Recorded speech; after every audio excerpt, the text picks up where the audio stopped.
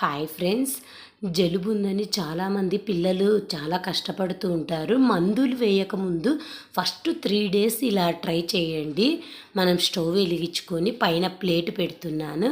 2 తమలపాకులు తీసుకున్నాను. దానికి కొబ్బరి నూనె కానీ ఆముదం కానీ అప్లై చేయండి. అంతే, ఇంకా నేను స్టవ్ ఆఫ్ చేశాను. ప్లేట్ హీట్ అవుతూనే చాలు. ఆకు కూడా మరీ ఎక్కువ హీట్ కావాల్సిన అవసరం లేదు. 2 సెకండ్స్ అలా పెట్టి తీసేయాలి అంతే. గోరెచ్చగా ఉన్నప్పుడే బేబీ మీద, వీపు మీద, కడుపు మీద పెడితే జలుబు తొందరగా తగ్గిపోతుందండి.